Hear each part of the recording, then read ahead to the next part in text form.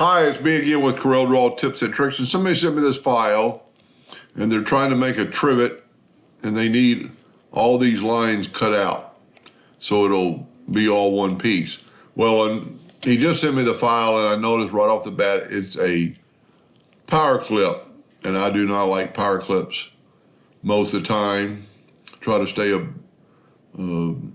away from them, but I'm going to extract the contents. And the contents are individual pieces. So I'm going to grab the outline, which has the crosshairs, meaning it's a power clip. So I'm going to group this together, Control G. I'm going to go ahead and put it in the center of the page.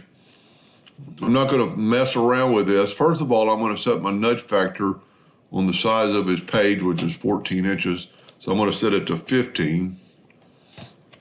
And for the one I'm doing the video for, you'd be a lot better if you set your nudge distance or your duplicate distance at 0. That's a long story, but anyway, I'm going to smart fill that outline because I'm just going to use the outline. Then I'm going to left click and right click in red. I'm going to go to object and break the curve apart. I'm going to grab the inside set of lines, and I'm going to hit P, put it in the center of the page. No, I actually must have hit the outside one.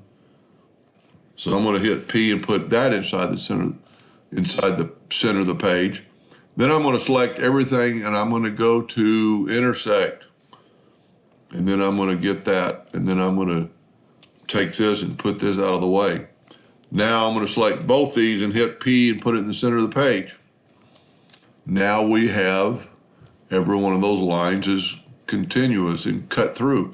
So now what I would do is use the Smart Fill tool to fill that in, and that's what your trivet's going to look like. And then just move it out of the way, select it all, left click, right click, and make sure you've got a hairline, which is not. So go up here and make everything a hairline so it will cut out.